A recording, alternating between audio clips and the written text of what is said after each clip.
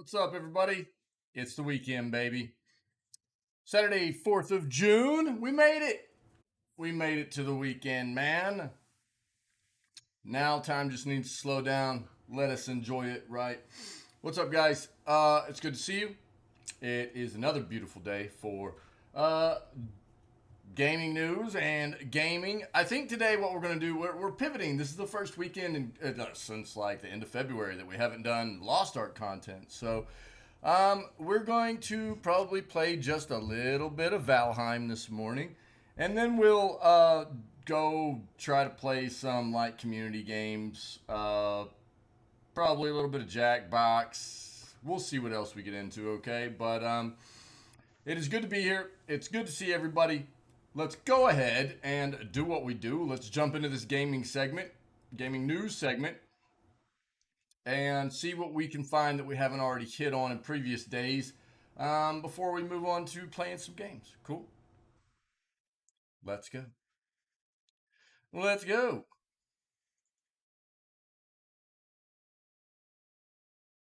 Perfect. Perfect. Okay.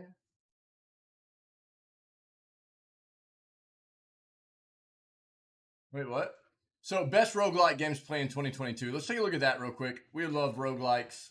So, let's take a look and see what's in here.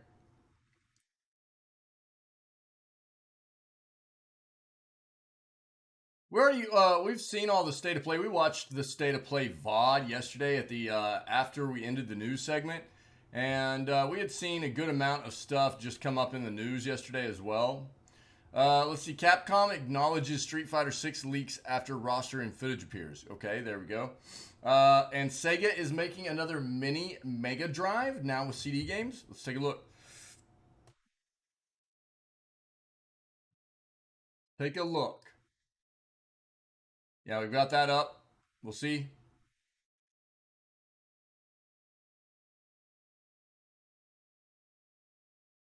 Star Wars video game face-off winner revealed. See what that's about. I'm going Coder. Knights of the Old Republic. Let's go.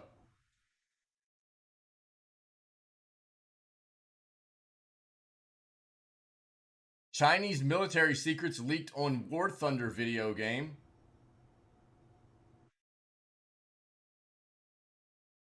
That's wild, man. Apparently, this keeps happening on this game's forums and stuff. Like where potential military classified information is getting leaked there. It's kind of wild.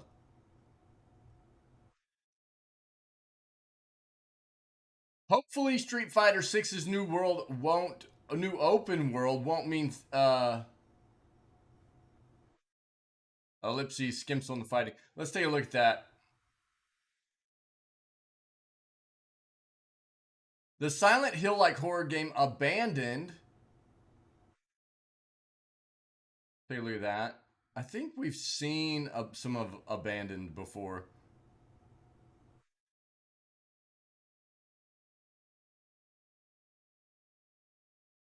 Queer Games Bundle kicks off Pride Month fundraiser. More than 400 developers have banded together to offer more than 500 games for $60 through itch.io's Queer Games Bundle. We'll take a look. Take a look.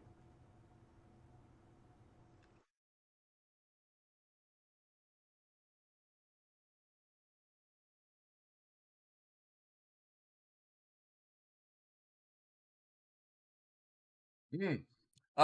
God of War is being pulled from the GeForce Now library on July 1st.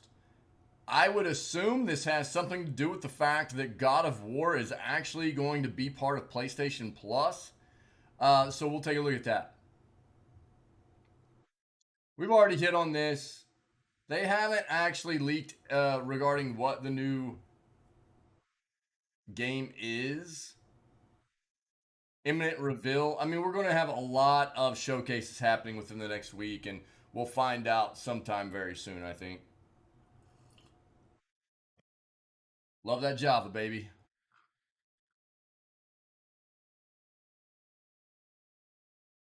Yeah, we already know E3's not happening. I think E3's dead, guys. To be very honest with you, I think E3 is kind of dead.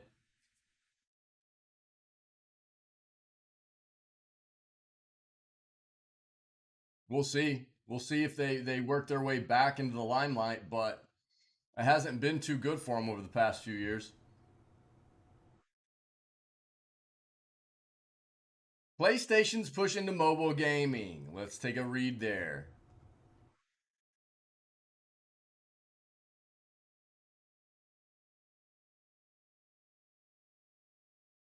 Gaming card sell? Buy one, get one 15% off Steam. Let's see what that's about.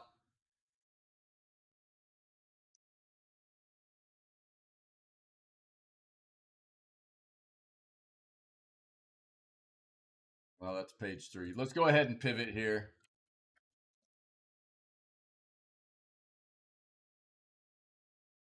We've already got an article up regarding this. Sega's announced a Mega Drive Mini 2. We'll see there.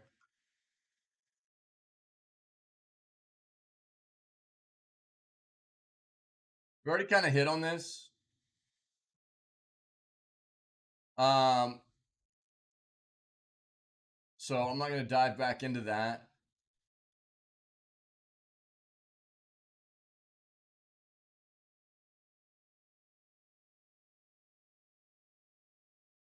Again, we already took a look at the PlayStation State of Play.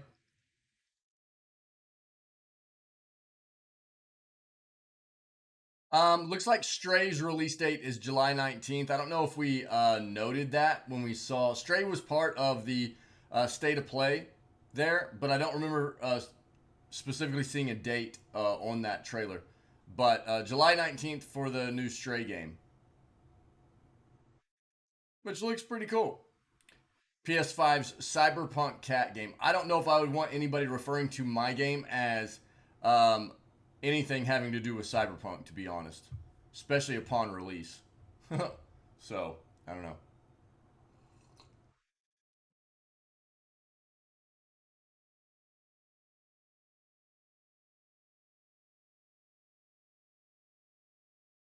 Varia, what's wrong, dude? Wow. That is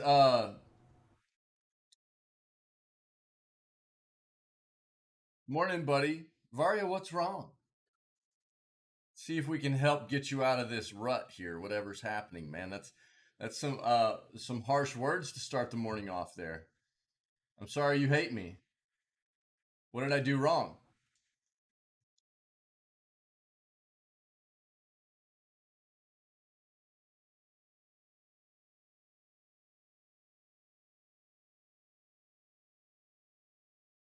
It's 4 a.m. and that should not be allowed.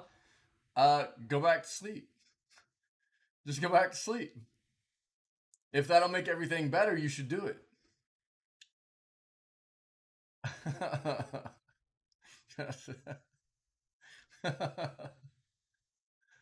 Never. All right. Well, I mean, it sounds like a personal choice there. So I don't know why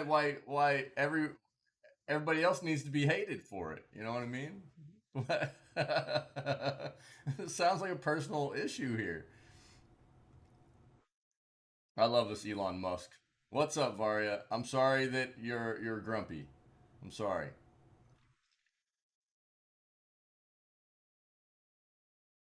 The server is up if you want to play, but maybe you should go back to sleep for a little bit.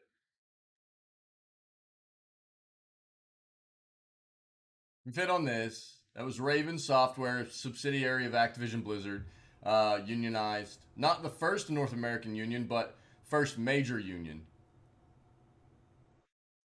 We already hit on this as well. If you haven't yet, go ahead and go take a look at Epic Game Store. Grab Wolfenstein New Order for free. Don't speak such blasphemy. All right, all right, all right. Sorry, my bad.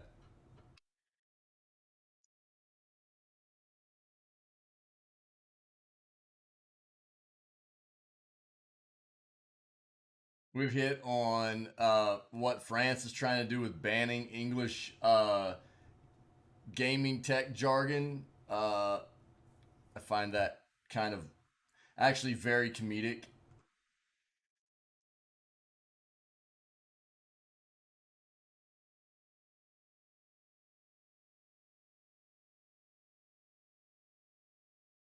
Game devs tell Elon Musk he's wrong about what it takes. Apparently, uh, we'll take a look at this.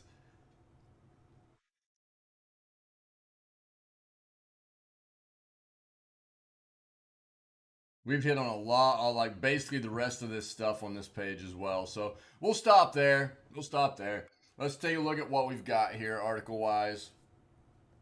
Um, all right, I'm actually really excited to see how the oak tree turned out. I'm excited. That's basically all I'm planning on doing today is just taking some time to continue working on the courtyard area there. I'll be there, man. I'll be there. I'll get to it. You know we got to do news first, but I'm excited. I'm excited. I hope it turned out okay. I hope it's what I pictured in my vision for this courtyard stuff. Best roguelike games to play in 2022.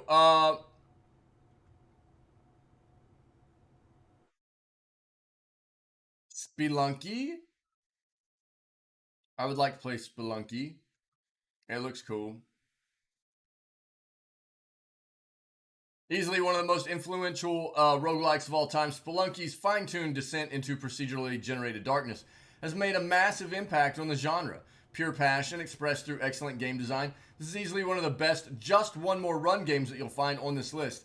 Spelunky originally debuted in 2008, was remade for Xbox 360 in 2012, before being ported to just about every console you can think of. The type of roguelike that you can easily sink hundreds of hours into, still find new surprises and delights on your next run. Spelunky 2. Uh, Spelunky's highly anticipated sequel has had a high bar to reach when it launched in 2020, and in many ways it surpassed expectations.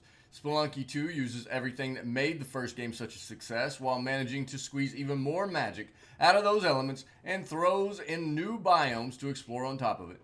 Beware, though, Spelunky 2 is more challenging than the original due to increasingly elaborate level design, smarter AI, and additional systems. That said, it's also more layered and serves as a perfect test of skill after mastering the original. Faster Than Light. I've played a little bit of Faster Than Light. With every intergalactic odd stacking against you as you pilot a rundown ship to its final destination, FTL is all about making certain that you capitalize on your one chance for survival. Tough choices will be made, defeat is always nipping at your space hills, and tension is thick enough to cut with a lightsaber in this charming sci-fi strategy game from Subset Games. Yeah, Faster Than Light's pretty cool. Rogue Legacy 2. I've only played Rogue Legacy 1. I haven't played the sequel, which just came out earlier this year. A roguelike mixed with Metroidvania influences doesn't sound too novel these days, but back in 2013, Rogue Legacy showed just how well the genres could work with each other. Its sequel is even better, taking the foundation of the original game and adding transformative twists to the formula that makes it one of the best in its class. The original is worth playing as well, but Rogue Legacy 2 improves on its predecessor in nearly every way. Yeah, it looks nice. Looks good. Slay the Spire. We just played this recently, yeah? We have some more Slay the Spire to get in on. Really cool game, though. Um, Life has a habit of dealing you a tough hand from time to time, but it's nothing compared to the danger you'll face in Slay the Spire. Part roguelike, part deck building strategy, and all edge of your seat strategic action, Slay the Spire's unique flavor has proved to be incredibly popular and inspired several other games to follow in its card dealing footsteps. Dead Cells. Yo, I played Dead Cells a good amount whenever it was like just released in early access. So this game, Dead Cells, has evolved drastically from what it was whenever I played it originally. A massive influence in the roguelike scene since it first arrived on Steam's early access all those years ago, Dead Cells' combination of lightning fast action and quid pro quo upgrade system has inspired numerous other games in its wake. Still as active as ever and with a number of fresh updates, this sprawling adventure with incredible boss fights is still well worth exploring today. Hades. We played Hades on stream. It was a lot of fun. Supergiant's Hades is a masterpiece of storytelling, design, and rewarding gameplay. Taking an isometric view of the roguelike battlefield, tossing in procedurally generated levels, and ensuring that the challenge remains consistently fair, the saga of Greek tragedy shines with violent variety and an emphasis on making each run feel like a valuable lesson learned. Vampire Survivors, we just played as well, yeah? Deceptively simple at first glance, Vampire Survivors is currently in Steam's early access program and is essentially a one-stick shooter where you fire away at hordes of relentless monsters. For now, Vampire Survivors is a one-trick pony of a game, but it is a heck of a trick that it has up its sleeve. Yeah, so it's an basically auto-attacking. You just move your character around, right? It's auto-attacker. And you build up your weapons and arsenal of passives and things like that, and just try to survive. It's actually one of those really magical kind of like simple kind of games that has just really hit on a nice combination of elements that make it very, very fun and replayable. It's a great time. I had a great time with the game. Really did. And they're continuing to just like pump out updates for Vampire Survivors as well. So that's another thing that you love to see, right?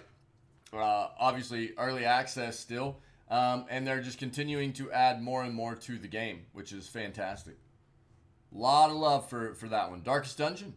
What toll would exploring a dangerous and badly illuminated lair really take on a band of adventurers? Darkest Dungeons answers that question as your squad of warriors quickly succumb to crippling fears and deteriorating mental health in this cult classic game that has gorgeous art design and fascinating gameplay mechanics. Yes, Darkest Dungeons, great. I have played a small amount of this game long time ago. From what I understand, Darkest Dungeon 2 doesn't really capture that same kind of magic. Krypton the Necrodancer. Yo, I actually just bought this game, so I would like to play it at some time before too long. Plus Cadence of Hyrule. While every roguelike game has a rhythm that's waiting to be discovered, Krypton the Necrodancer and Cadence of Hyrule takes that idea and throws it into the spotlight. Fast-paced collection of action delivered through musical timing as the beat goes on. You can even throw your favorite MP3s into the mix for a playlist of pain and percussive execution. Krypton the Necrodancers is available on multiple platforms, while Cadence of Hyrule is a Switch-exclusive set in the world of Hyrule. Along with stellar remixes of classic Zelda tunes, Cadence of Hyrule has multiple campaigns, also more forgiving than Krypton the Necrodancer. I've heard Krypton the Necrodancer is pretty tough, but we'll play it. And I knew this was going to be on here as well. I want to play Krypton the Necrodancer very bad, and I want to play Binding of Isaac very badly as well. I am scared to start Binding of Isaac, to be completely honest. I am worried that I will never ever want to quit playing this game. May look and feel like a twin-stick shooter set in a more nightmarish version of Hyrule, but 2011's Binding of Isaac is an essential roguelike that traps you in an endless cycle of death and rebirth. It's the experimentation and constant rewards that make this game so satisfying, though. Yo, Metal, what's up, buddy? How are you? While the terrifying visuals will ensure that it lives on in your mind long after you've put your controller down. The Binding of Isaac has received numerous expansions and re-releases over the years, with last year's Repentance serving as the final piece of Binding of Isaac content. We are going to play Binding of Isaac before too long. Monster Train, man. While Slay the Spire has helped inspire a new wave of deck-building roguelikes, Monster Train feels like a game that truly does build on its ideas and offers a fresh perspective. Goofy, loaded with free DLC since launch, and a ton of cards to collect, this roguelike will devour hours of your time with its mountain of deep content. Yeah, I've heard this is a great one too. Enter the Gungeon. This is the second game I ever played on the channel. Second game I ever streamed was Enter the Gungeon. There's still stuff that we could get done in this game, and I would love to go back. My son has actually grown very fond of this title as well. Enter the Gungeon, fantastic game. I actually did not know until I played this game that Enter the Gungeon is actually fully developed in 3D. This entire game is developed in 3D, but you only play it in a top-down 2D view. So that's pretty wild, like, insider knowledge about this game. I actually can probably pull this up real quick. Hold on. Give you a nice screenshot here.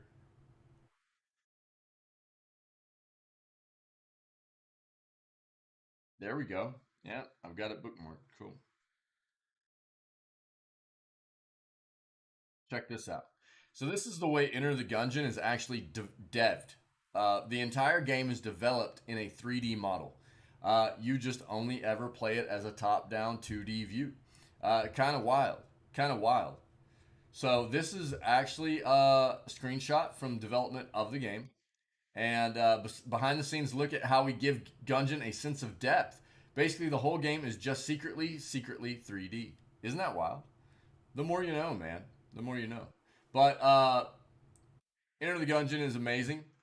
A lot of fun. Both a roguelike and a trip through bullet hell. Enter the Gungeon goes all in on its gun heavy design. Arsenals feel fantastic. Weapons are terrific to wield. And each run will leave you sweating bullets as the action gets increasingly amplified.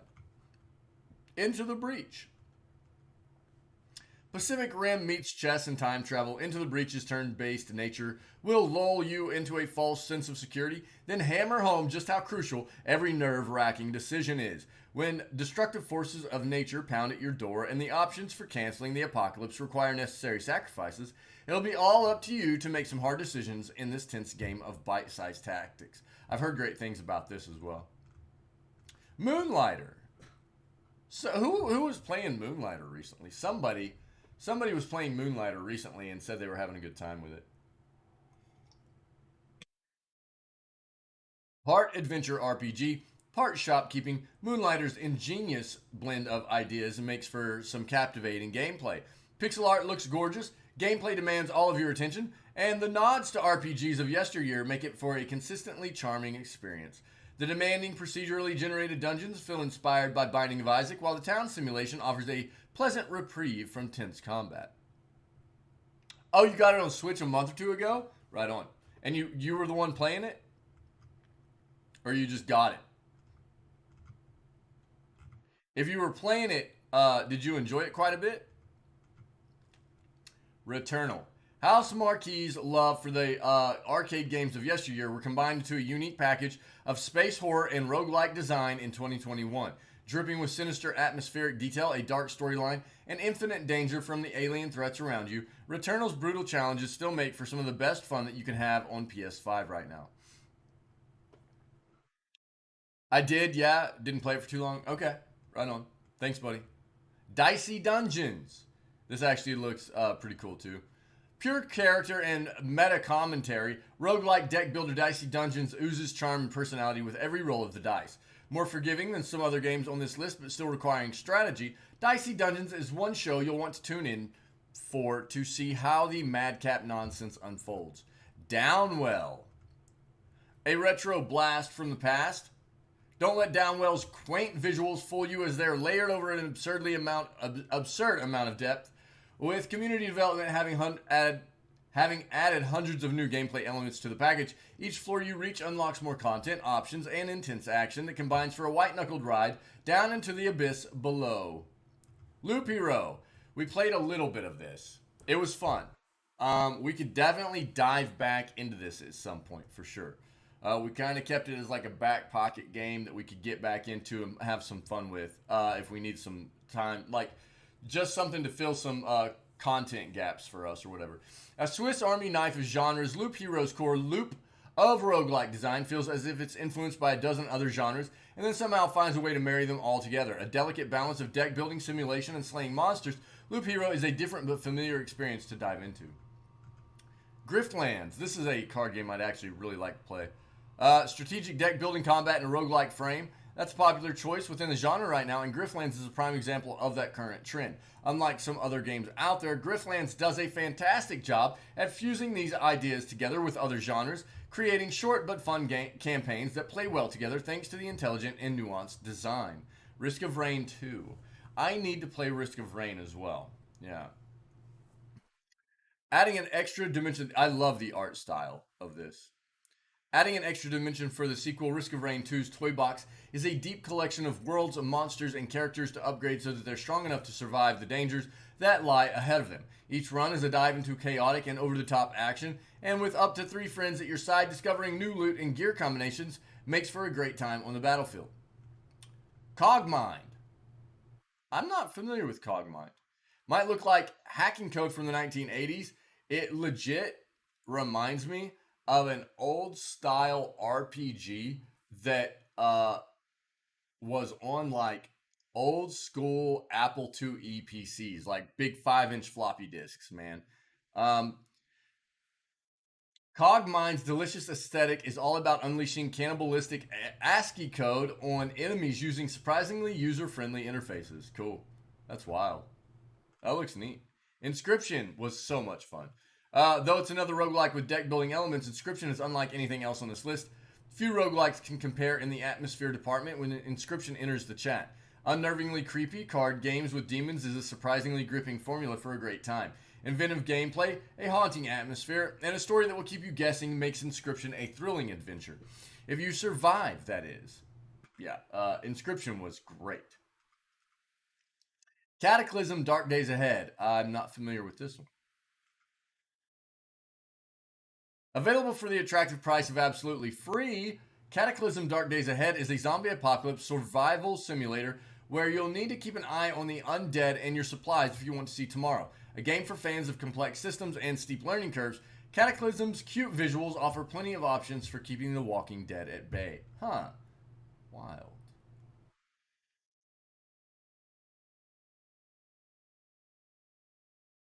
Nathak? With literally hundreds of ways to die and graphics that look like they were pulled from an old Commodore 64 game, Nathak's simplistic nature allows for deep exploration in a time capsule package. Spiritual successor to the classic Rogue game, Nathak dials up the complexity to create a staggering number of systems for you to play with. Cool. Don't Starve. Don't Starve is essentially a game about waiting for doom to come to you. You won't be twiddling your thumbs while waiting for the sun to set, as there's work to be done in this uncompromising look at survival against murderous shadows, but at least you'll feel like you accomplished something when you finally meet your end. Nuclear Throne. I think I know Nuclear Throne. I haven't played it though. Exploring the post-apocalypse, guns blazing makes for a fun formula, and Nuclear Throne runs wild with this concept. Charming pixel art, progressive peril, and twin stick shooting at weird monsters makes each run feel energetic, and like the best roguelikes, you'll still gain plenty of experience for the next run when you finally fall in battle. Shirin the Wanderer? The Tower of Fortune and the Dice of Fate? I do not know this game. An old school throwback, Shirin the Wanderer's latest release polishes up the original 1995 game, adds some welcome combat updates to the mix. Visuals still look great today, its replayability will hook you in, and the core concept of knowing when to risk everything on a dangerous dungeon gamble makes for a classic trip back in time. Still got Enter the Gungeon on mine. Noida looks really cool. I've seen some of this gameplay, but I haven't played it. Unlike many roguelikes, Noida takes place in a world that genuinely feels reactive to your presence thanks to unique, physically simulated pixels. That idea creates a beautiful landscape to wreak havoc in with a range of spells, turning the procedurally generated world into a sandbox you can dig through for more advantages against overwhelming threats. Yeah, pretty wild game. Streets of Rogue. Flexibility of Streets of Rogue makes for a fun time, as this game gives you freedom to accomplish tasks in a variety of ways that will bring all manner of heat down on you. Failure is an option, and in each run, you'll learn a lesson that you have to live with as your world adapts and prepares for your resurrection in this charming top-down adventure. Oh, that looks cool. Nice. Nice. That's the kind of like list that I don't mind getting behind in the news segment, okay? Um, right there in, well, it was supposed to be right there in chat. There you go. If you're interested, there's a lot of great games on this list, and many of which I have played, many of which I have not. So if I would say it's probably safe to assume if you're needing to find some new roguelike games to hop into, then take a look at this list. If there's some stuff on here that looks fun that you haven't played before, it might be a pretty good idea to pick a few of these and jump in and give them a shot. Yeah, cool. Capcom acknowledges Street Fighter 6 leaks after roster and footage appears.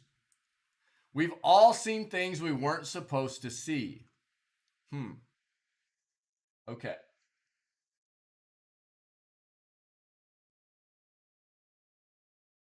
So,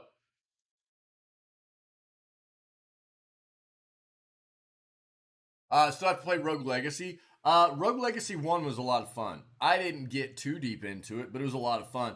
Apparently, Rogue Legacy 2 is an even better experience. So, yeah, for sure, man. Astral Ascent, is that one of the ones we just went over? Was that in the list? It sounds familiar. Was that in the list?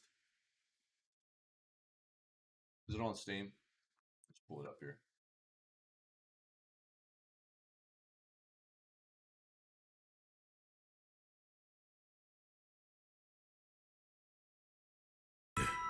We were about.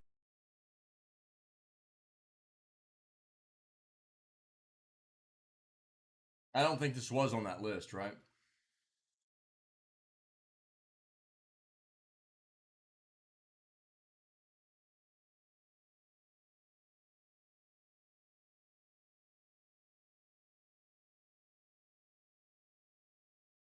Good looking little platformer, man. I dig the art style.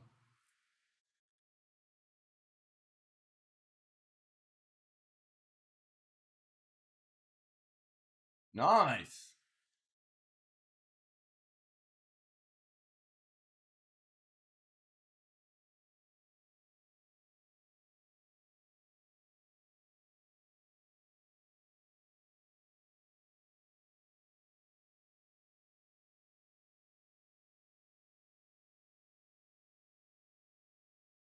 Hmm.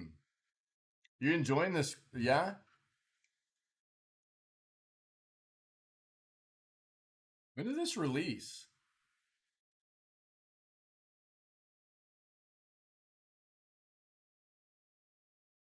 Boss battles. What is this like? Roguelike Metroidvania platformer. Is that what this is?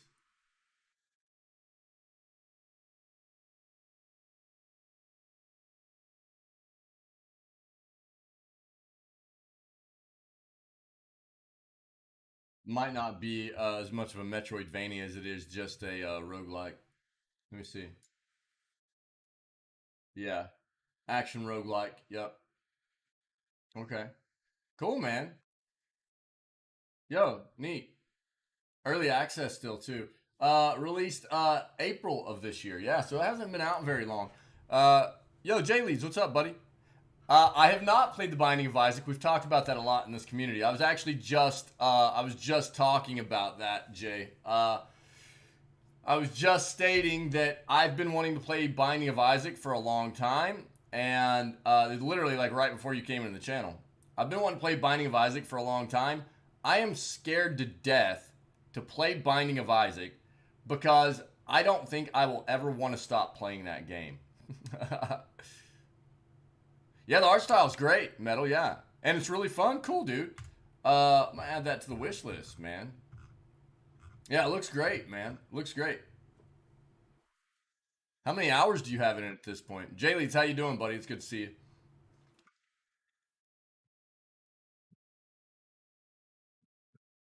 So Capcom has acknowledged major Street Fighter 6 leaks that appeared online hours after the fighter was fully revealed during a PlayStation State of Play broadcast this week. Detailed artwork for 22 Street Fighter 6 characters was posted online on Friday. The roster appeared to be legitimate, and if so, confirms that all 8 original World Warriors from the Street Fighter 2 will star in Street Fighter 6 as well as other returning and new characters. Almost 2? Oh, okay, right on. Not too bad. Yeah, cheers, buddy. Cheers. Yeah. Well, I guess not too bad is better than bad, dude. Yeah. Most of the new characters seen in the images fit with an apparent leak posted a few months ago, in which Reddit user Das Vergman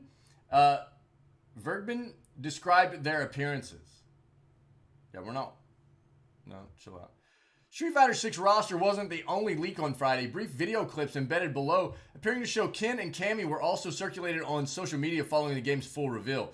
Seemingly responding to the leaks, Capcom wrote late on Friday, as residents of Metro City, we've all seen things we weren't supposed to see, but we're all in this together. We appreciate all the positive reactions. Thank you for the support. Capcom debuted the first Street Fighter 6 gameplay footage on Thursday with, the PlayStation State of Play, confirming that the sequel will release in 2023 and is set to include a single-player adventure mode. You know, that's one of the things, Mortal Kombat used to do that in a lot of their games. They would have a single-player kind of like campaign story mode where the characters would have different stories you could play through, and they had like crypts that you could go in and unlock all kinds of different like costumes and just a variety of things just by, grinding through the campaign modes, which were a lot of fun, dude. I enjoyed those back in the day. Obviously, fighting games are made to be, a competitive kind of multiplayer experience, but I think there's something to be said for having a nice single-player campaign that really fleshes out the character stories and gets you more immersed in that world and everything as well. Powered by Capcom's proprietary RE engine, Street Fighter 6 spans 3 distinct game modes, including Fighting Ground, World Tour, and Battle Hub. Capcom said, the experience also includes, this is a quote from Capcom, the experience also includes innovative new gameplay features plus enhanced visuals for every aspect of the game. It added, from iconic world warriors like Ryu and Chun-Li to the final addition to the Street Fighter V roster, Luke. Apparently Luke was the last character added in Street Fighter V. And from everything that I can tell, everybody considers Luke to be like a bit of a real mindless character to play. Like, he's very powerful, and you don't have to know very much about the game and its mechanics and to play Luke, though, apparently. And the new expert breakdancer, Drunken Boxer Jamie. Players will have a wide range of fighting styles and skills to master. Street Fighter 6 will feature a new optional control type with simplified inputs, Capcom said, as well as a new drive system, a new gauge used to perform 5 distinct techniques that enhance the player's offensive or defensive capabilities. Street Fighter is one of those games that, was a big part of my youth, and I haven't really kept up with it over the years, aside from just really enjoying watching people play it on a highly competitive level. I love watching competitive fighting gameplay, and Street Fighter is one of those games that I've really gravitated towards watching people play competitively. It's a lot of fun to watch. Sega is making another mini Mega Drive now with CD games. It has only been announced for Japan so far. Really?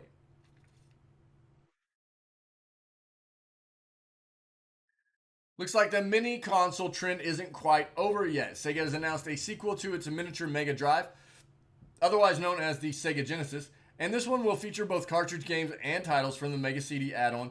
In total, the tiny console will feature 50 built-in games, including the likes of Slipheed, Shining Force CD, Sonic the Hedgehog CD, Virtua Racing, and Shining in the Darkness. Unfortunately, as of now, the device has only been announced for Japan. It's expected to launch on October 27th for almost 10,000 yen, or about 75 US dollars. Miniature retro consoles were all the rage a few years ago. Following the blockbuster success of the NES Mini in 2016, Nintendo followed that up with a tiny SNES, and Sony made a less than stellar take on the original PlayStation. However, while Sega was a bit late to the game, it released arguably the best mini console to date with its previous Mega Drive Genesis in 2019. Okay. Well, I mean, I would hope that they would get this thing worldwide. That'd be really neat for people that are interested.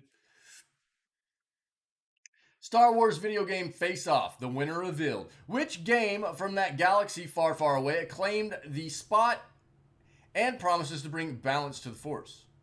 Last week, in honor of Star Wars Celebration and the premiere of Disney Plus's Obi-Wan Kenobi series, we asked you to help us decide which video game from that galaxy far, far away was the best of them all. Now, after thousands and thousands of 1v1 battles with matchups like Star Wars Jedi Fallen Order versus Star Wars Jedi Knight Jedi Academy, and Star Wars Battlefront versus Lego Star Wars The Skywalker Saga, the ultimate Star Wars game has been chosen. So which competitor claimed the top spot for the best Star Wars video game and is prophesized to bring balance to the Force? What do you guys think? Yo, Gamer, what's up, buddy? What do you guys think it's going to be? I'm going Knights of the Old Republic.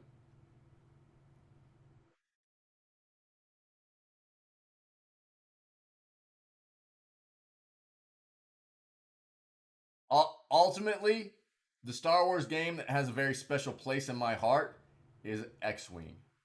Star Wars X-Wing, which a lot of people probably are not familiar with, was an amazing game.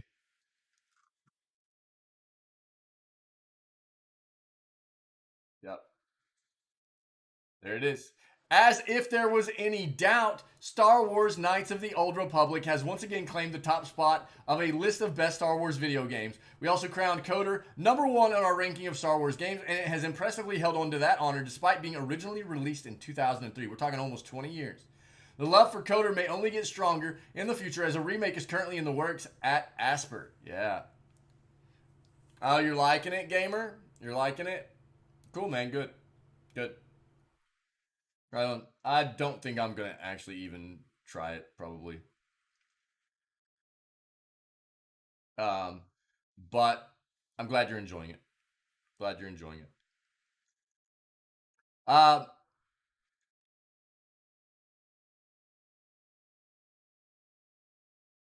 I mean, called this one right here, right? I mean, dude, I love Knights of the Old Republic. It is an amazing, amazing game.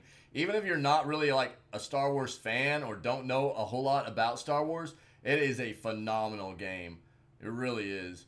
Coder's story, which is set thousands of years before the films, remains the high point for a quintessential Jedi journey that is filled with memorable characters, surprising twists, fantastic RPG mechanics, and much more. The competition was tough. However, as its 91.5% win percentage was only about 3% more than the second place finisher, Fallen Order, that's supposed to be a great game too.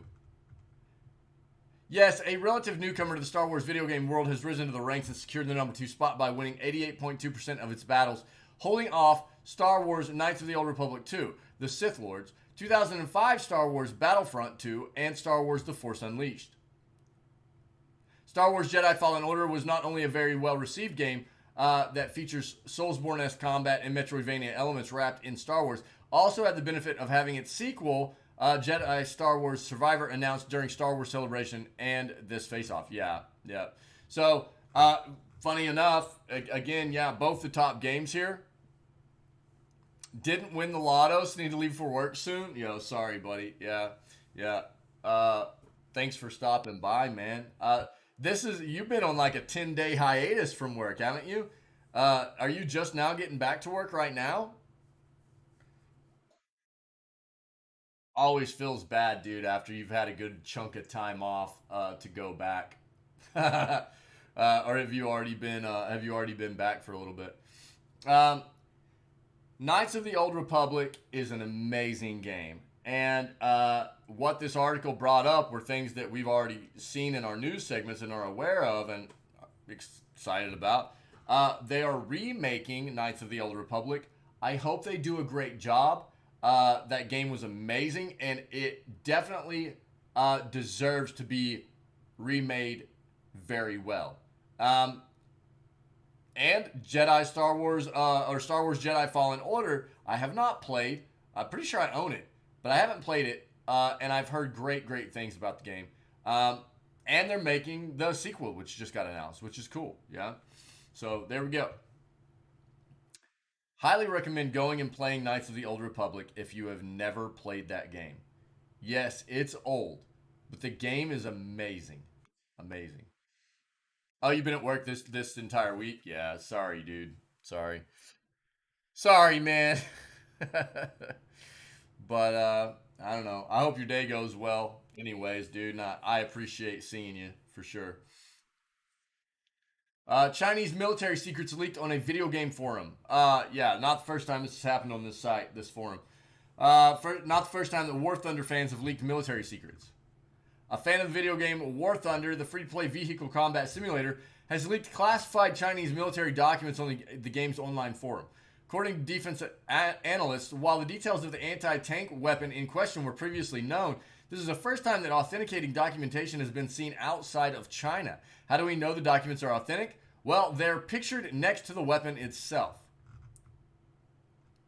The weapon in question is the DTC-10-125 anti-tank round, an anti-tank round fielded by modern-day Chinese military, also known as a kinetic energy penetrator. Its job is to punch through metal and breach the internal components of a tank, knock it out of action. As such, its capabilities are a closely guarded secret, or at least they were until someone on the War Thunder forums got into an argument and needed to prove a point. Wow. The information was quickly removed from the forums, but it is still available online. Polygon has viewed the original image and can confirm it's quite a comprehensive photo and includes an annotated diagram of the munition itself as well as its casing called a sabot. Yeah, I mean, I know. Most of us are, man. Even though I'm not working what would be considered a traditional job right now, I've been working from a very young age, and I know the grind, dude. I know the grind. So, and it just, being able to do something that I love so very much now has really changed my perspective on what it means to, and I work a lot on what this is. I work a lot on this, but doing it, working on something like this that I absolutely enjoy, has changed the way I view and feel and think about what work can be. Yeah, so yeah. UK Defense Journal, a volunteer organization that covers issues related to militaries around the world, reports that while the specifications of the DTC-10-125 were previously revealed online in multiple locations, this leak appears to confirm them with official government documentation. Also claimed that the photos includes a close-up image of the weapon, lending additional credence to its authenticity. This is not the first time that classified information on modern-day weapon systems was leaked on the War Thunder forums. In July 2021, details of the UK's Challenger 2 main battle tank were leaked, and then in December, particulars of the French Leclerc main battle tank also ended up online. War Thunder is not the only simulation game to suffer from these types of incidents.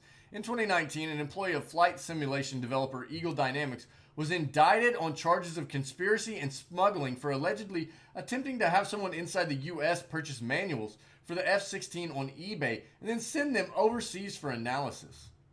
Wow. Yeah, I mean, this has been something that has been happening more and more often. Kind of wild. Kind of wild. I'm gonna be honest, like gamer, if you're still hanging out, I was actually considering trying out Diablo Immortal until I read an article yesterday that basically said that there's a significant pay-to-win element incorporated in the game.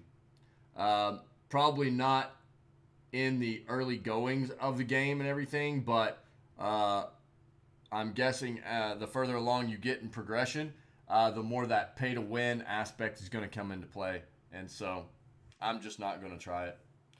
Feels bad, dude. But I'm glad you're enjoying it, man. Uh, Hopefully, Street Fighter Six's new open world won't mean Capcom skims on the fighting. I don't think they will. Excuse me. A free roaming world tour single player mode will be a first for the venerable fighting game franchise.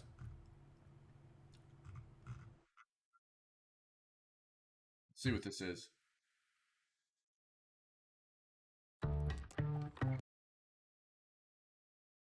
Ads, man. Oh, nice. Nice. K-Monus. Are you a bot?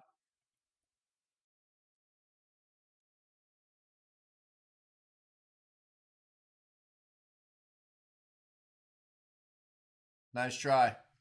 Nice try. Get banned, sucker.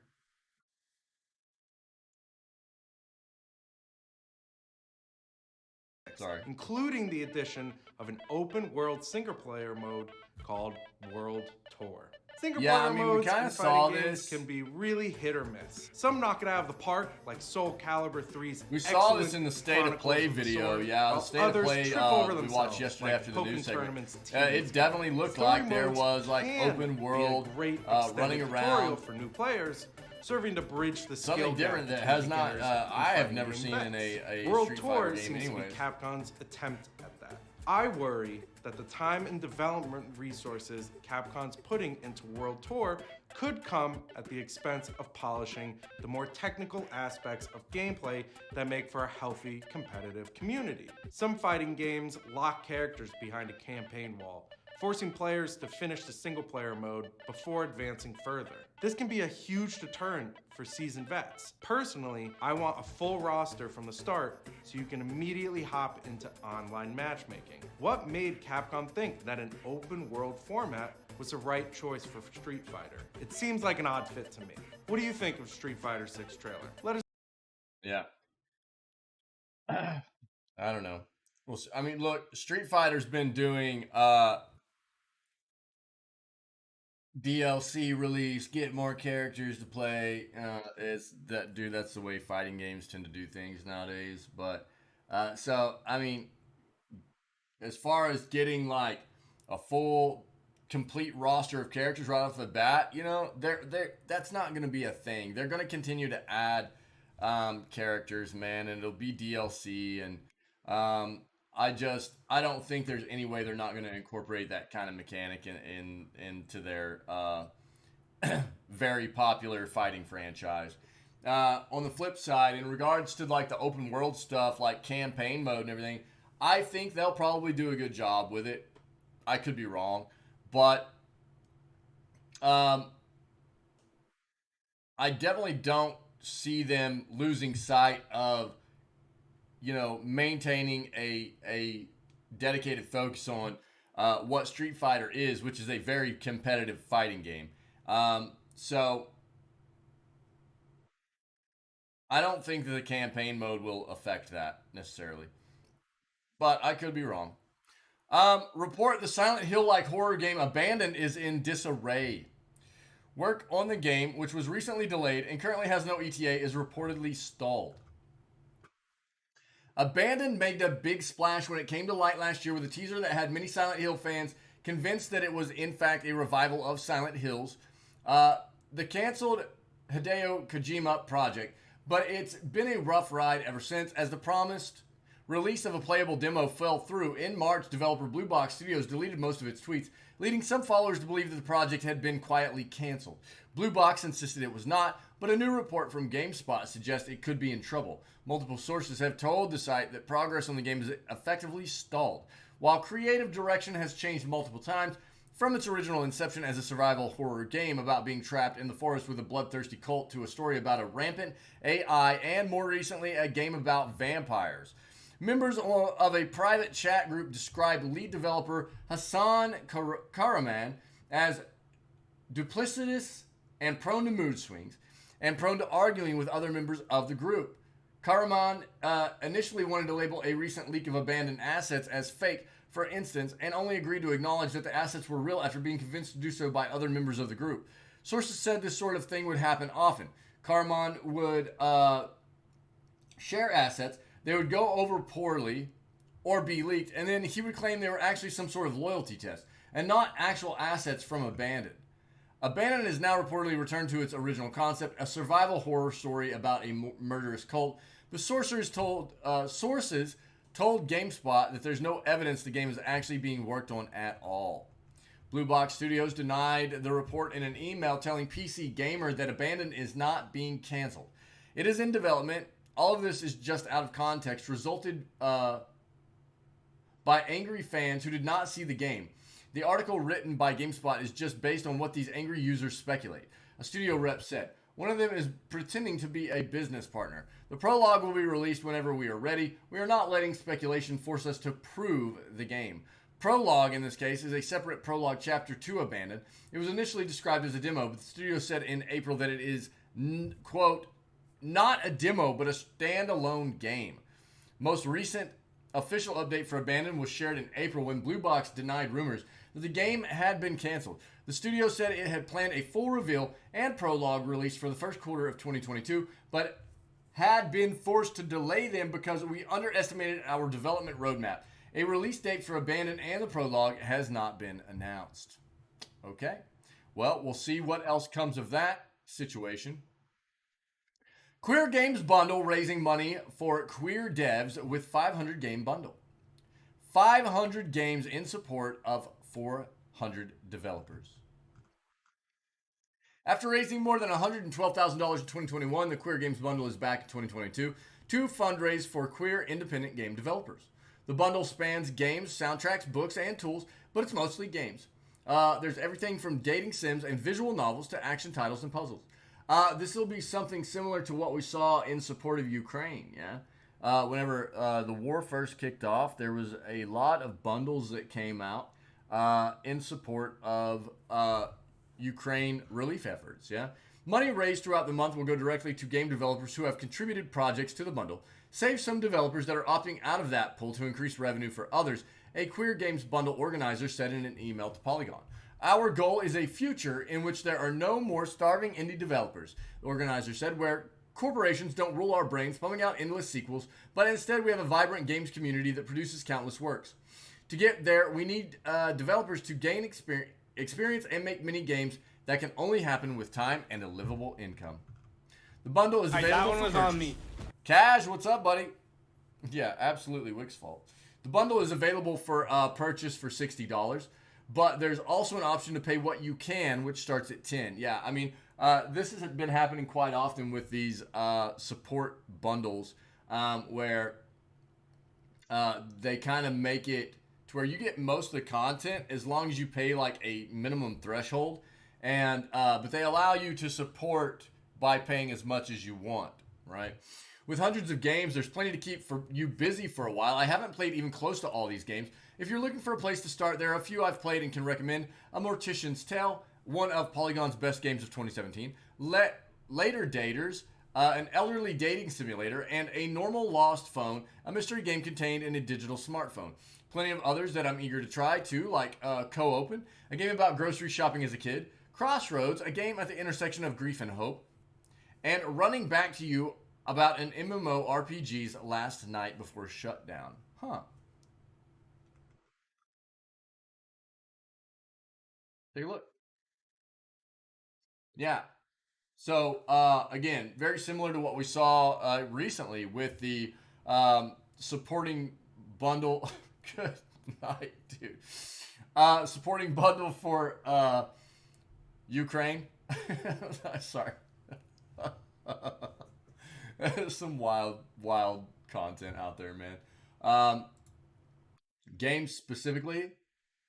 See if we see anything just right off the top here I'm familiar with.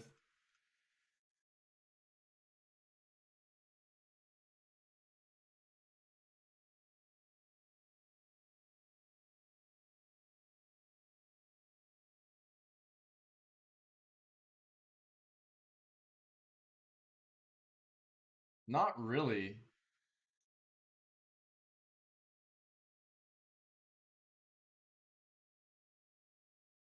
Now, again, I'm just looking at games right now. Not Alone sounds familiar.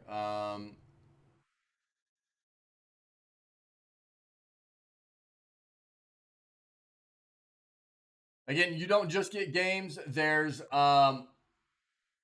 like digital versions of physical games, assets, mods, soundtracks, tools, comics. You know, there's all kinds of stuff in here that you get. And what is it? The you get it all for 60? Wait. Yeah, I did. I did, Cash. Yeah, so what we did is on what was it? Was it Wednesday that it aired? Thursday. It was Thursday, right? It was Thursday it aired. Yeah, so Thursday evening I was not streaming yet, or I wasn't streaming anymore. So what we did was go ahead and we watched the entire state of play We watched State of Play yesterday. As soon as we finished the news section, we brought up the VOD for State of Play, and we watched through the entire thing before we hit all of our gaming stuff. So in between the news segment and starting up the Valheim gameplay, we watched all of it. Yeah. Mm-hmm.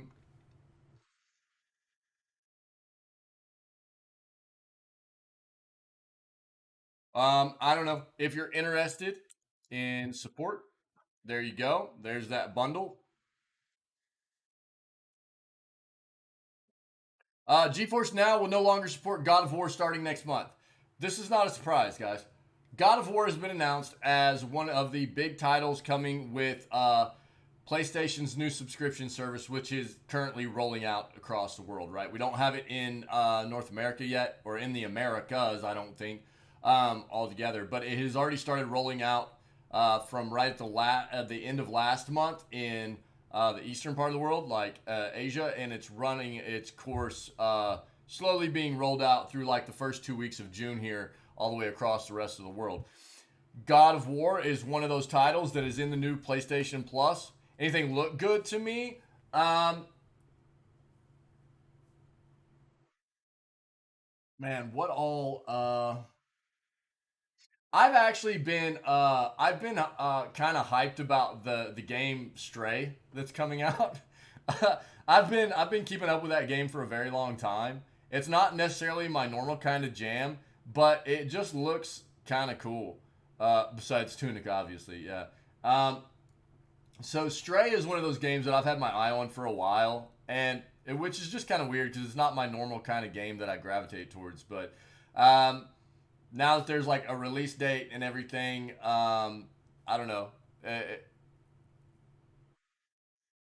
Here it's supposedly to be great. Yeah, I mean, we've had our eye on that in this community for quite a while, and it's nice to see that they have a release date now.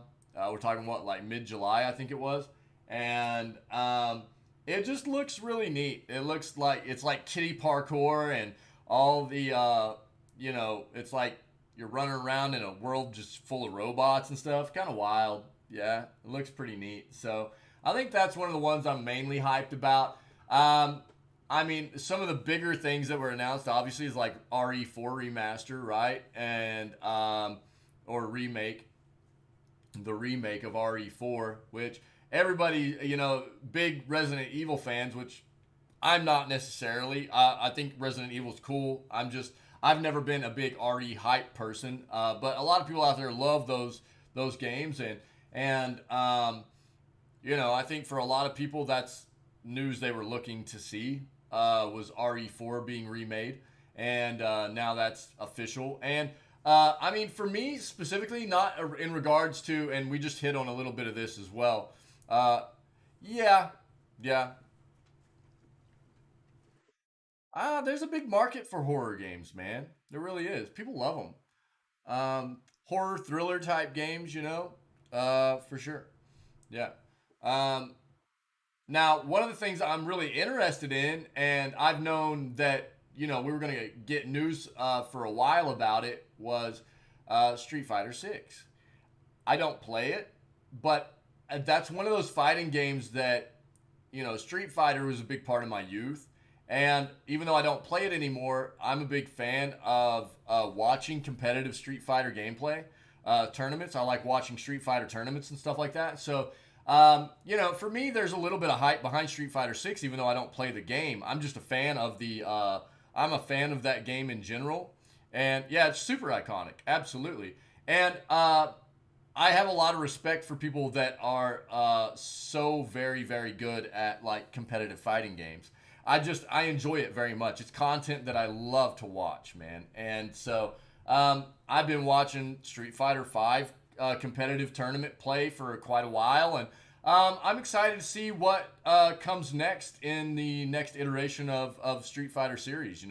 So we just had a little bit of talk about that, and I'm kind of hyped about Street Fighter, even though I don't know that I'll ever even play Street Fighter 6. I just enjoy the content very much. So as a lover of video games, I don't necessarily have to play a game to respect it and enjoy it. Absolutely. So I'm not necessarily super hyped for the RE remake stuff, but I will probably at some point go through and play all of them. I haven't played any of them yet. I'll play the remakes and play. I haven't even played, dude. I've never even played The Village or was it Biohazard?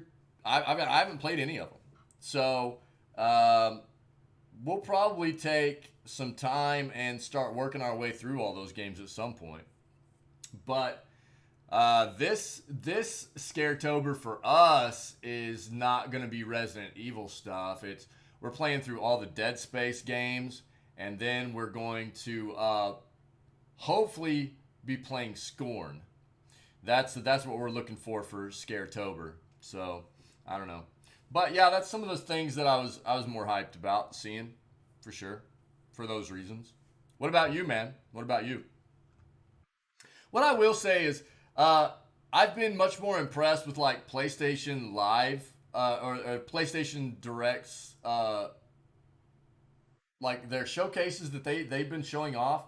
I feel like have just been a bit better than a lot of what I've been seeing from like Nintendo and stuff. I don't get even hyped at all about seeing Nintendo showcases anymore, that they do like each month or every other month or whatever.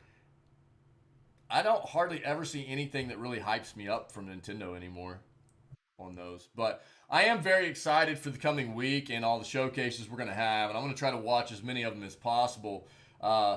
Either live co-streaming them here in the channel, or we'll watch them like the next day as VODs, kind of like we did with the PlayStation stuff this week. So again, this is not surprising, okay? Like I just hit on a little bit ago, God of War is a title that's being put into the PlayStation Plus subscription service now. And so seeing it be removed from GeForce Now is not a surprise to me at all. God of War will no longer be available in the GeForce Now library beginning next month. Beginning July 1st, both the Steam and Epic Games Store versions of God of War will be unplayable on NVIDIA's cloud gaming service. In an email sent to IGN, an NVIDIA spokesperson confirmed that God of War was being pulled from the service because the publisher who previously opted into streaming on GeForce Now decided to opt out. Fortunately, NVIDIA confirmed that thanks to GeForce Now's opt-in process, which allows some games to continue to be available to subscribers on a legacy basis, players that started playing God of War on GeForce Now before July 1st will still have access. The only requirement is that GeForce Now subscribers need to load and access the game's main menu via GeForce Now at least once before the title is pulled from the service. Oh, okay. God of War arrived on GeForce Now back in late April, and it allowed RTX 3080 tier members to stream the game on the cloud at up to 4K resolution, or have a frame rate as high as 120 frames depending on the device. Yo, the God of War port for PC was amazing. It felt so good. It is the first time in a while that I've had a game get ported to PC and feel that optimized for PC. It felt great. Of course, GeForce Now was not the only way to play God of War on the go. If you have a portable gaming PC, most notably the Steam Deck, not to mention remote play is an option too. So there you go. If you've got GeForce Now and you're interested in playing God of War, but maybe not at the moment, go boot that game up. Otherwise, you're going to lose access to it, okay? PlayStation's push into mobile gaming, snapshot of Sony's past and present mobile market plans. Sony has made it clear it's looking to diversify its business and explore new territories beyond PlayStation single-player console games and into PC, mobile, and live service markets. During the G&S segment of a Sony business briefing, CEO Jim Ryan reiterated the company's commitment to pursue PC and mobile audiences. We just saw where it was announced that the Spider-Man games, both the 2018 Spider-Man and Spider-Man Miles Morales, are both coming to PC. That has been confirmed. I'm not surprised. We've known for a while that PlayStation is trying to pivot pretty aggressively into bringing titles to PC.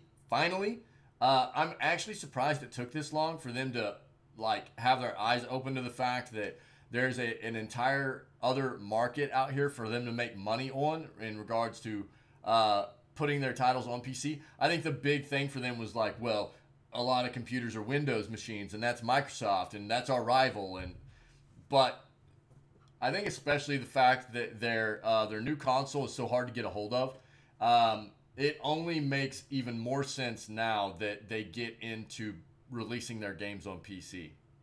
And it's good for gaming as a whole, for gamers to be able to get those titles and play them, even if not initially, at some point for them to come out on PC is a good play all the way around for the industry.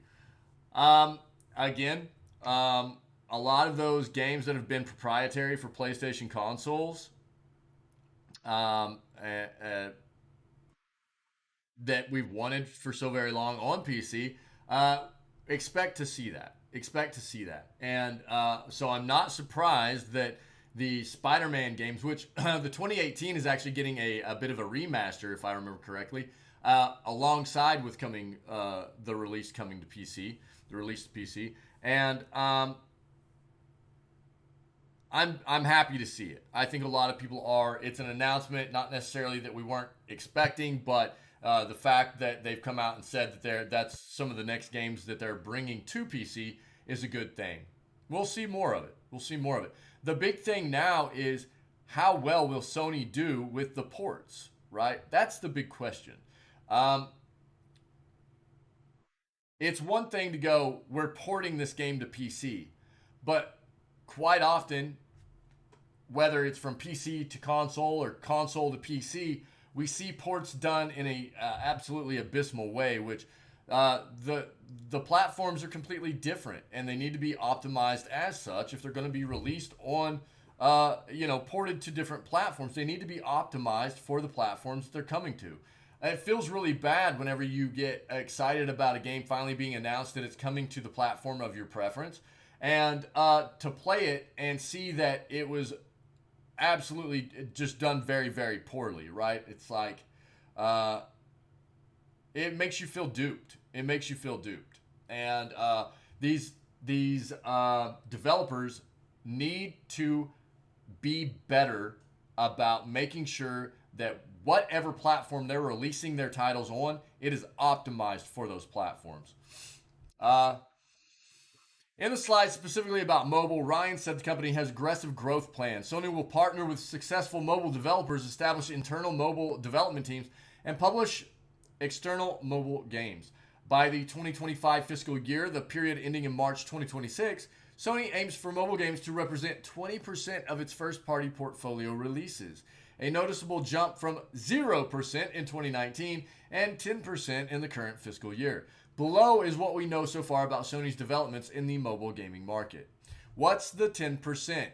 Wipeout Rush. Announced in 2021, Wipeout Rush is an installment in the Wipeout universe, a PlayStation classic. It's a card-based racing game complete with a retro comic book art style. Fate Grand Order. We also can't talk about Sony's mobile games without talking about Fate Grand Order, one of the most successful mobile games ever. Sony-owned company Aniplex previously was the publisher of FGO, but in 2021, Aniplex acquired FGO dev Delightworks. After the purchase, Delightworks established La Single,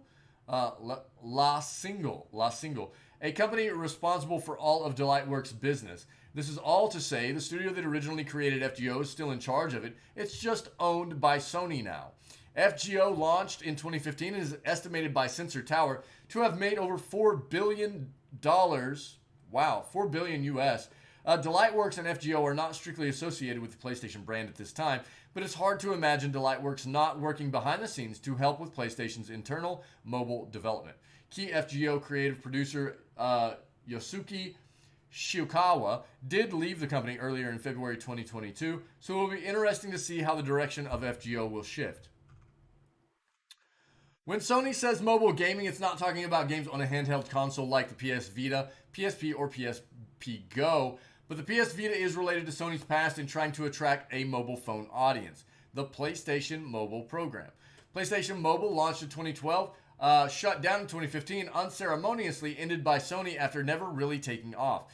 Though players may remember PlayStation Mobile as mainly a PS Vita imprint, it was a software development kit / publishing arm for both PS Vita and select Android devices, On the PlayStation storefront, it occupied a separate section. For developers, the PlayStation Mobile publisher fee was only an annual $99, presenting a friendly entry point for newer devs looking to make simple games.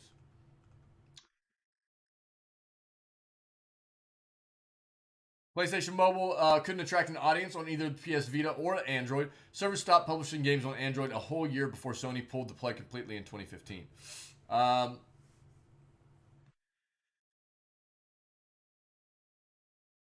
Sony made a notable decision to hire the former head of Apple Arcade in 2021, while also revealing in the job description that it wants somebody to help adapt existing iconic IPs into mobile games. It's too early to say whether PlayStation's planning some mobile subscription service that looks similar to Apple Arcade by a single hire alone, but it does inspire speculation on the possibilities. At the very least, iPhone users can expect attention unlike the Android and PS Vita only targets of PlayStation Mobile. Okay.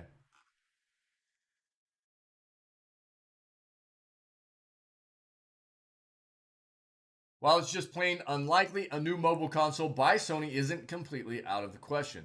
Ryan said in the business presentation, we're not restricting ourselves to just content, which is made clear by the upcoming hyped up PSVR 2 launch. Yeah. I mean, that's some of the other stuff that was in the state of play stuff for PlayStation on Thursday. Yeah. You know, the games there are a lot of games I still need to play, man, and it's just so hard to play all the titles that you want to dive into, you know. But the Horizon titles look and are well known to be great games, right? And I would love to play those. The specific Horizon title, I can't remember the entire title of the game. Horizon title that is being made specifically just for the PlayStation Virtual Reality 2 looked really cool. It looked pretty neat. And that world overall is just beautiful, right? And to be able to experience that world in VR while, like, you know, going on like river rapids and stuff, it looked pretty neat, man. It looked pretty neat. Yeah, it looks pretty cool, right? Nintendo's highly successful hybrid Switch console and Valve's Steam Deck show that mobile gaming devices still command a strong audience and could provide a financial incentive for Sony to think about another mobile console. Sony also made a controller for the player's phone, according to a patent first discovered by VGC.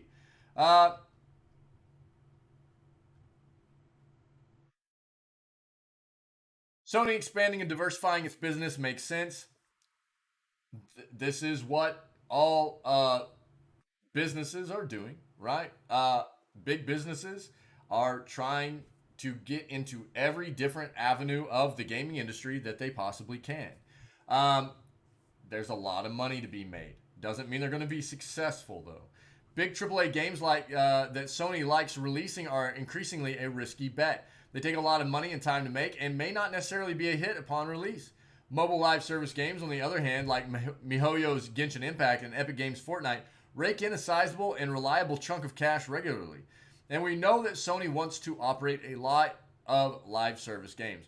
Not all of those necessarily need to be on consoles or PC, as some might assume.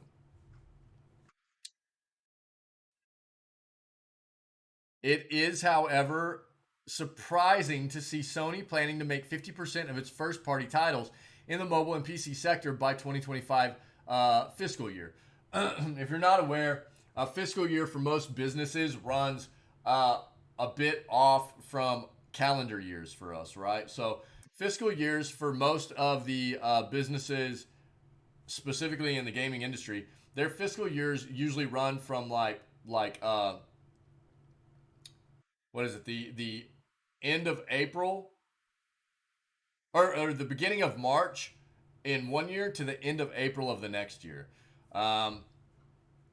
Basically completely phasing out revenue from PS4 content. With Sony's dogged pursuit of mobile gamers, probably expect more news from the company about its mobile gaming plans soon.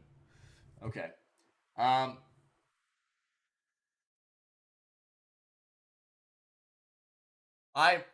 mean, the only reason that I feel like it's surprising that Sony, to hear Sony saying they're planning on having 50% of their first party titles to PC excuse me, to PC by 2025 is the fact that they've been so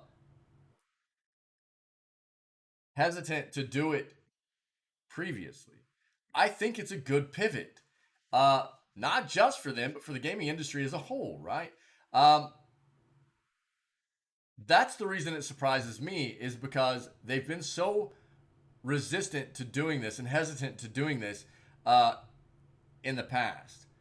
But I am really glad it's happening, and I think it's a good play on their part from a business standpoint as well. All right, so there we go. Gaming card sale, buy one, get one 50% off of Steam, eShop, Xbox, and more. If there's quite often there will be sales on like these cards for whether it be Steam or Nintendo's eShop or for Game Pass and stuff. And usually it'll only be like $5 or so. But I mean, if depending on the size of the card as well, it makes sense if you're going to end up spending money on their site anyways, and you can go ahead and get a discount on just buying cards. Sometimes it makes sense to do that. Best Buy is running a buy one, get one 15% off sale on physical gaming cards that include gift cards, memberships, and in-game currency. Eligible cards include Steam gift cards, Nintendo Online memberships, and eShop gift cards, Xbox gift cards, and Game Pass memberships, and more. You can shop the entire gaming card sale right here at Best Buy. While the sale lasts, click on my Build My Package to see all of the eligible options. Note that the Steam card can be used towards a Steam Deck purchase when inventory is available to fulfill your reservation. So there you go. I mean, it doesn't seem like, I'm just going to throw this in chat in case you're interested and you can access Best Buy in your location. If you're planning on spending some money, like it just said, maybe you want a Steam Deck whenever they actually come back in stock and you can get one. This could be a way where you save a little bit of money on it, right? Or what have you. If you're planning on spending any money for subscription or even just buying some digital games on some of these sites and things like that, you could potentially save a little bit of money here just by grabbing some of these physical cards. Okay, here we go. Take a drink. So, this is the last article I have up for this morning. If you have anything else regarding gaming industry news, all encompassing, that maybe I have not hit on today or in previous news segments that you feel to be pertinent, that maybe you would like to discuss before we end the gaming news segment for this morning, then let me know while I finish going over this last article, okay? Game devs tell Elon Musk he's wrong about what it takes to make something good. Following a leaked Tesla memo, devs at Bungie and elsewhere stick up for flexible work.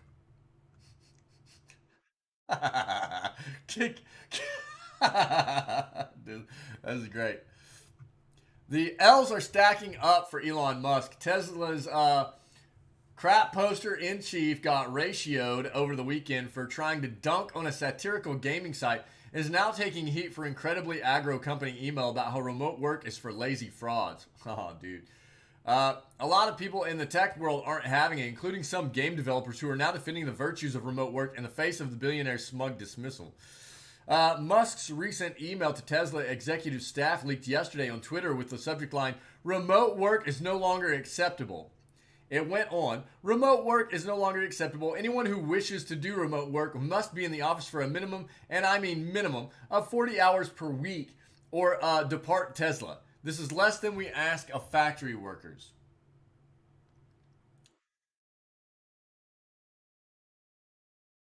There's a difference, though.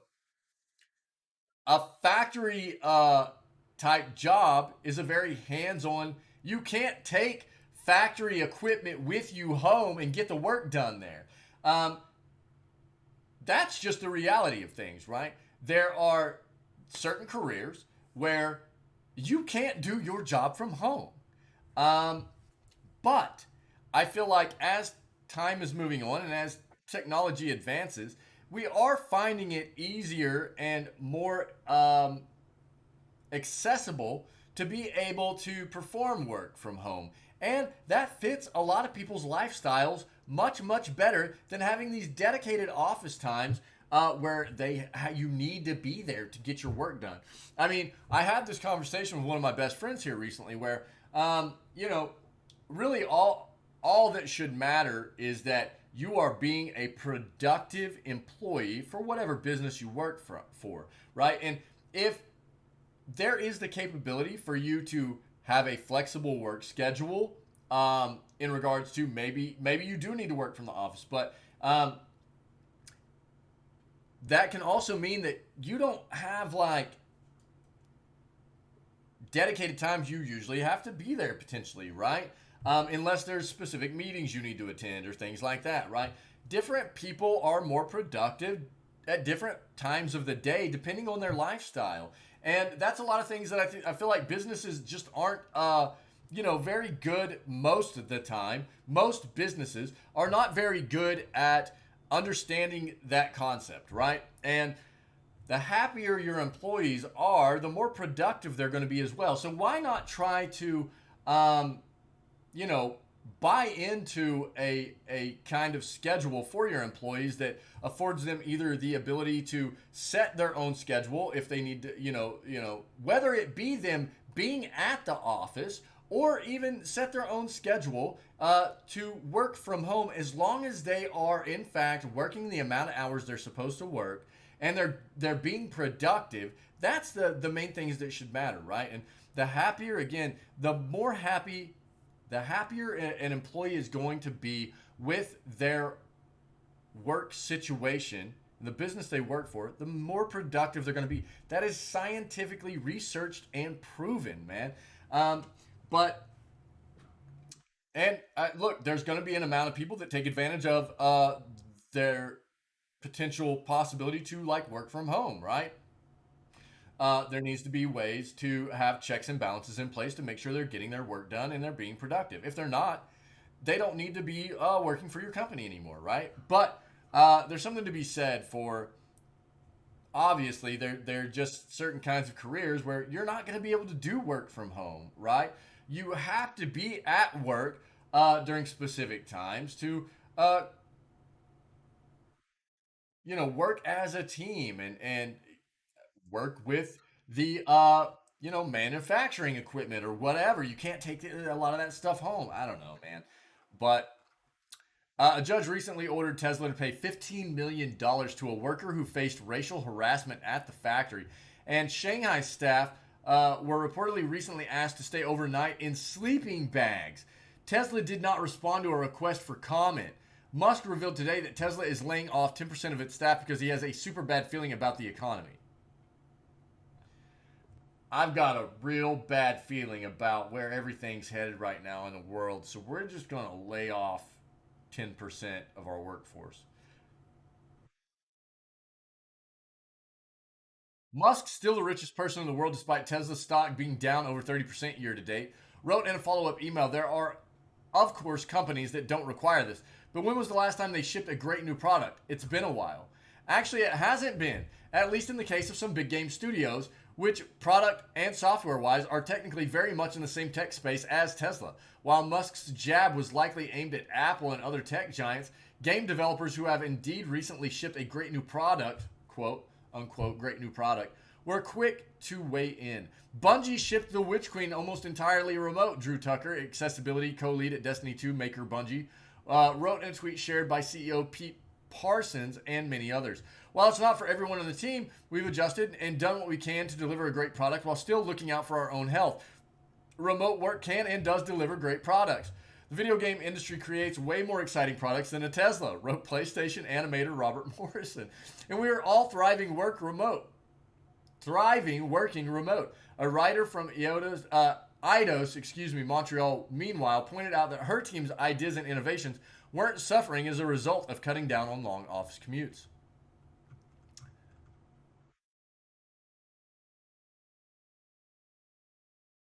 Over a year into pandemic work from home requirements, Eidos released Guardians of the Galaxy in fall 2021.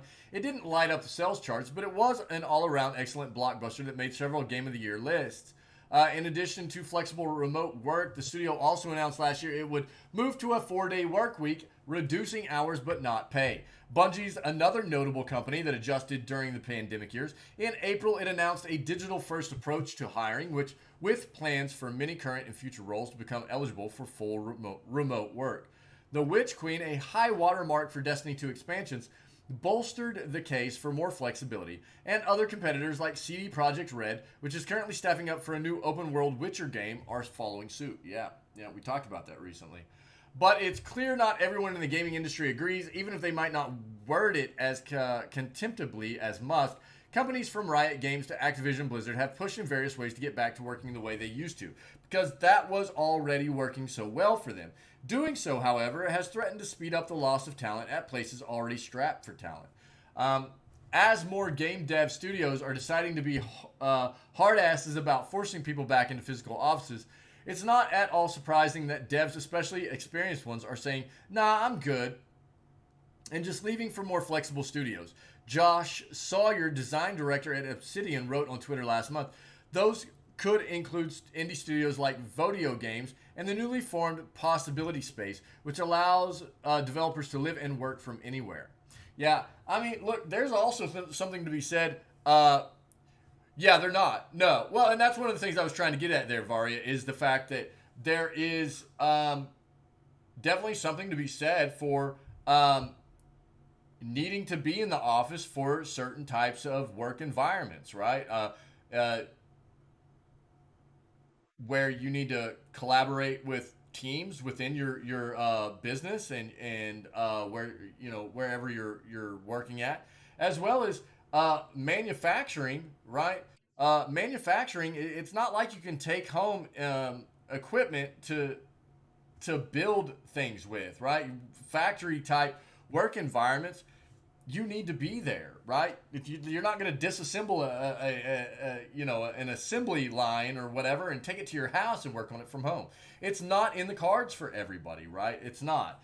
But all encompassing, a lot of what Elon was saying there was that the entire Tesla, no matter whether you work in, across the board for Tesla, you work from the office, right? And I think that's where a lot of this came from, where people were like, it doesn't have to be that way. You can have remote workers and still be productive and stuff, right? So but I mean, it's also one of those things as somebody who leads an entire company, right? Like say Tesla, you're gonna have people in your factories that go, well, it's not fair that people that work at a computer all day can go work from home and I can't because I'm working in the factory. As far as I'm concerned, it's just something that inherently comes along with the career that you have gotten yourself into, right? Some are not easily made to be able to work from home, where others, it is easier. Yeah. But it doesn't change the fact that even people that work in a traditional business office setting or whatever, right? Whether it be coding or running numbers or what have you, right? Doesn't change the fact that you're going to have to be there from time to time, because a lot of what happens within, businesses is you work in teams, you have meetings, and some of those meetings can definitely be held, in a digital space, as far as, like Zoom meeting stuff or whatever, whatever platform you want to use. But especially bigger meetings and stuff like that, it's much easier to get people into a room together and talk to one another than it is to traditionally do that over a network or a digital space. So it just depends. And you're right, but that's one of the things that I was hitting on was that there are different ins and outs to what makes somebody potentially a candidate for being able to do at least part of their work from home, whereas there are a lot of other workforces or careers that you can get into that it's just not, right? But it doesn't change the fact that people that are businesses that do allow and careers that are fall in line with something that you could do work from home, you can still be very productive, right? You can. It doesn't change that. That's all I've got, guys. That's all I've got. Um, but I agree. I agree with you. Yeah, I mean, them trying to maybe, you know, relate to just creating a digital product as far as a game's concerned, you know what I mean? As in relation to legitimate vehicles, whether that be a space vehicle or a an Earth vehicle for travel. A bit of a different world there, right? A bit of a different situation for sure. Um, yeah, there are a lot of variables there. A lot of variables. Um, That's all I have for news, man. It didn't look like anybody had anything else for us right now. So I will say thank you to everybody for being here for the news segment and for always being here and being a part of what we do. If you're seeing this as a VOD later on YouTube and you're enjoying the content, do me a favor and maybe consider coming and hanging out with us when we do these news segments live every single day at 6 o'clock a.m. CST before we move on to whatever we have planned for gaming for the rest of the day. Yeah. And if you are checking this out as a VOD on YouTube, then do me a favor and consider hitting that like and subscribe button. Maybe leave me a comment so we can have a bit of a discussion on some of these topics we came over today. Okay.